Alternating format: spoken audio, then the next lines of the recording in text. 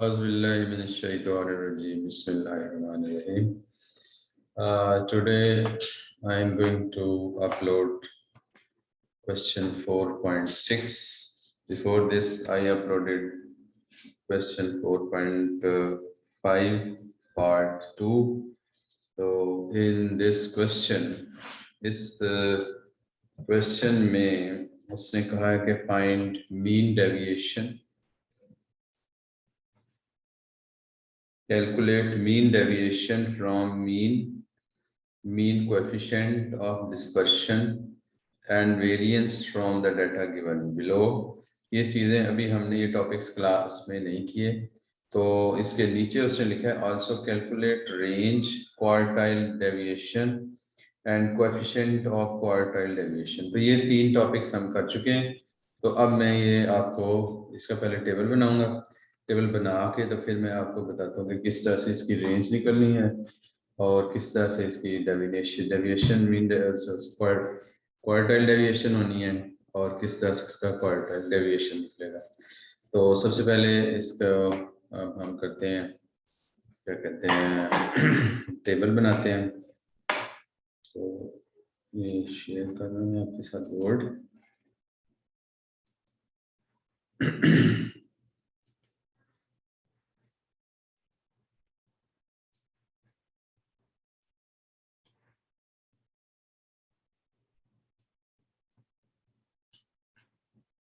तो सबसे पहले बनेगा टेबल। इसमें उसी तरह ही आपने जिस तरह पिछली एक्सरसाइज ये 4 इसमें किया था 4.5 में, उसमें 4 कॉलम्स बने थे, तो इसमें भी हम 4 कॉलम्स बनाएंगे।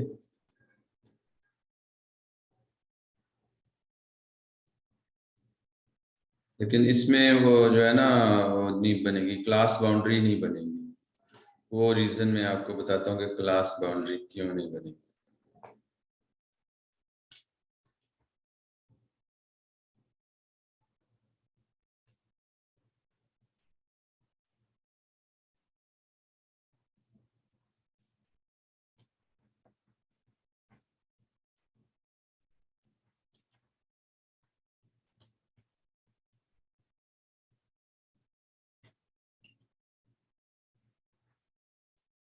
सबसे पहले तो आ गया वेट पर किलोग्राम, जो उसने आपको बुक में दिया हुआ है, उसका कॉलम आ गया।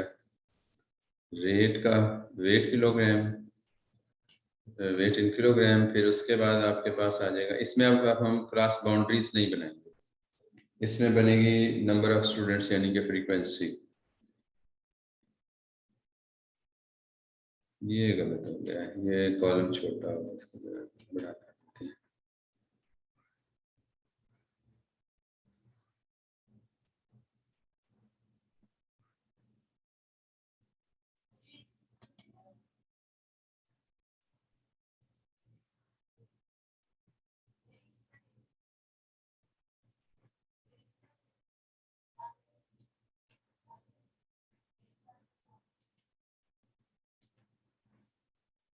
तो इसमें ये वाला कॉलम जरा बड़ा कर देते हैं, गलत हो गया ये भी, इसको जरा सही कर लें।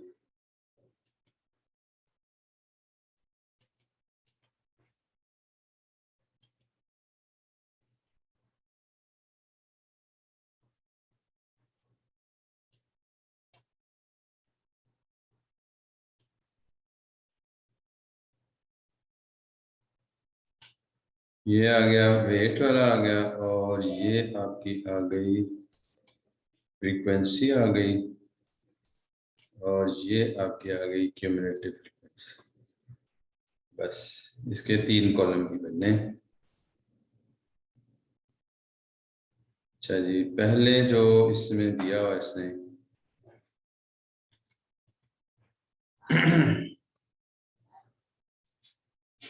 पहले इसने दिया हुआ जी वेट,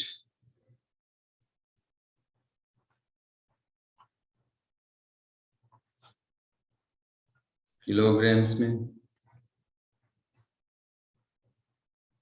तो इसमें मैंने ये आपको कहा कि इसमें हम वो नहीं बनाएंगे, क्लास बाउंड्री नहीं बनाएंगे। रीजन क्या है, ये देखें, ये टेबल में लिख रहा हूँ तो इससे आपको पता लगेगा 50 53 है पहले,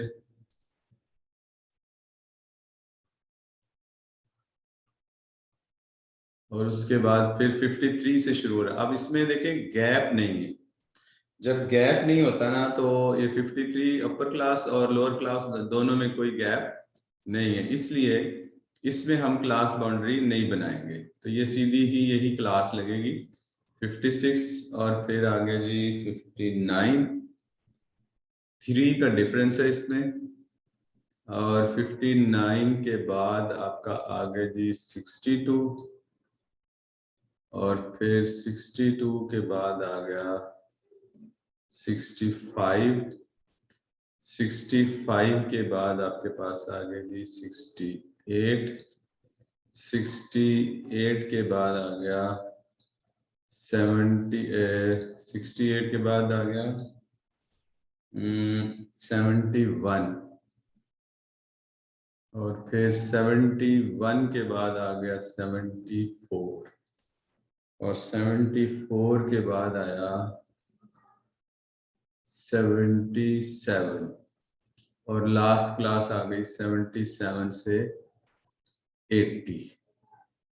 अच्छा जी, अब उसमें हमें फ्रीक्वेंसी क्या है जी, ये दिया नंबर ऑफ स्टूडेंट्स, तो लिखेंगे नंबर ऑफ स्टूडेंट्स, ये क्या है जी 23, 24, 39, 23, 24, 39, 46, 39, 46, फिर है 54, और फिर है जी 66, 49, 66, 49,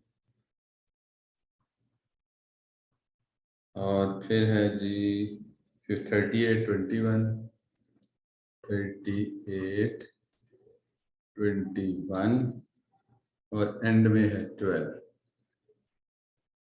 अच्छा, अब इसकी क्यूमुलेटिव फ्रीक्वेंसी हम निकाल लेंगे C.F, इधर लिखेंगे जी C.F क्यूमुलेटिव फ्रीक्वेंसी 23 और 60, 47, 23 प्लस 24, 47, और फिर है जी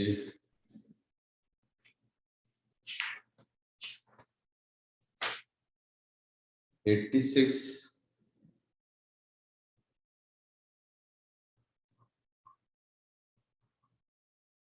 ये 39 है, इसको 37 ना समझ, 39 है, और 86 में 46 ऐड किया तो 132, 132 में 54 ऐड किया तो 186, फिर 186 में 66 ऐड किया तो 252,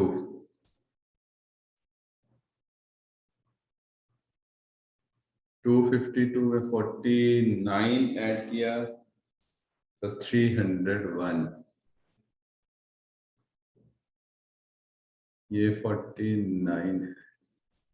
अच्छा जी, इसमें 38 ऐड किया तो 339, 39 में 21 ऐड किया तो 360, और फिर 372।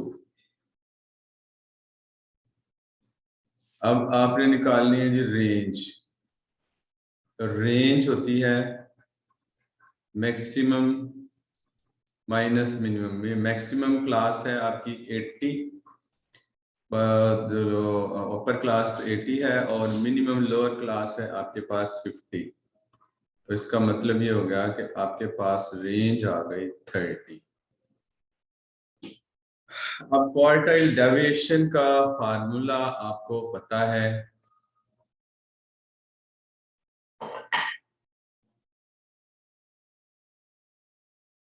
Quartile deviation is equals to Q3 minus Q1 over 2। तो पहले हम निकालेंगे Q1, तो इसको साइड पे Q1 is equals to L plus H over F into N by 4 minus C। ये फार्मूला है Q1 के लिए। अच्छा जी, अब आपको पता है कि जो आपके पास N है, सम ऑफ द फ्रीक्वेंसी 372 है, तो इसको मैं इधर साइड पे निकाल लेता हूँ। 372 over 4, this is your N over 4। ये आपका आ गया 4 9 36 और 4 3 12। तो यहाँ पे आपके पास आ गया जी 93 माइनस इससे ऊपर वाली क्लास। अब 93 कहाँ बन रहा है? यहाँ बन रहा है। इससे ये फ्रीक्वेंसी है, इससे ऊपर वाली जो फ्रीक्वेंसी क्यूमुलेटिव फ्रीक्वेंसी है वो है 86। यहाँ पे आ गए जी 86। इधर हाइट आ गई 3 और इसके ऑपोजिट जो फ्रीक्वेंसी है वो बन गई 46।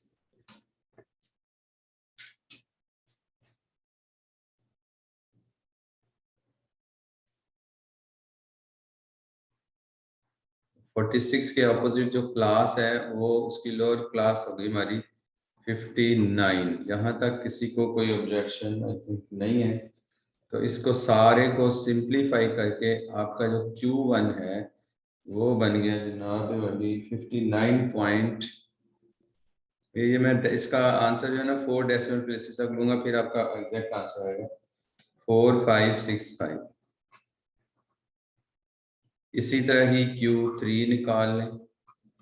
L plus H over F into 3N over 4 minus C। अब देखें इसका जो आपका आएगा 3N ओवर 4, यानी कि इसको 3 से मल्टीप्लाई करें तो 3 3 9, तो 9 से 279। तो 279 जो फ्रीक्वेंसी का सम बन रहा है वो ये इसमें बन रहा है। तो इसका मतलब है कि इसकी लोअर क्लास हो गई 68।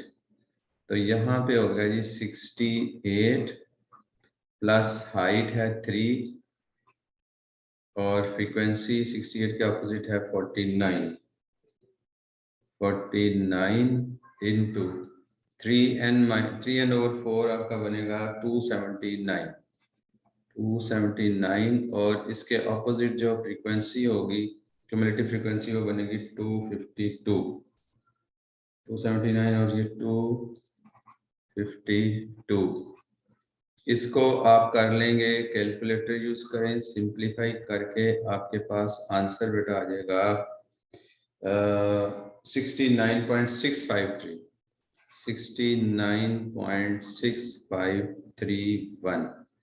तो अब इस फार्मूले में जब आप पुट करोगे values, quartile deviation is equals to Q3 minus Q1 आपका आ गया 10.1966। 10.1966 ओवर 2। तो इसको जब आप डिवाइड कर देंगे तो आपका आंसर आएगा 5.0983। तो अप्रोक्सीमेटली आपका आंसर बन गया जी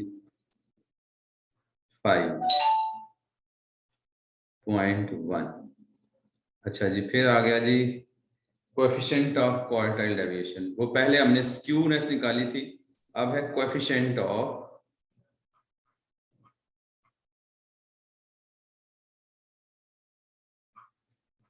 quartile deviation is equals to Q3 minus Q1 over Q3 plus Q1। तो इसकी जब वर्किंग कर लेंगे, आप वैल्यूज पुट करेंगे तो आपके पास आंसर आएगा 0.08। That's it for this question. Question 46 I have uploaded, completed. Please like, share and like, share and subscribe my channel. And those who are new, please आप लोगों को मैं एक मशवरा दूंगा कि ये जो वीडियो देखने से पहले इस क्वेश्चन को आप लोग खुद सॉल्व करें, फिर अगर कहीं पे आपको समझ ना आए तो फिर ये मेरे साथ आप इसको जो है ना वो करें, क्या कहते हैं इसको, फिर ये वीडियो देखें, फिर आपको ज्यादा समझ आएगी। इस तरह आपको जो है ना वो सही समझ हो सकता है ना आए। अल्लाह हाफिज।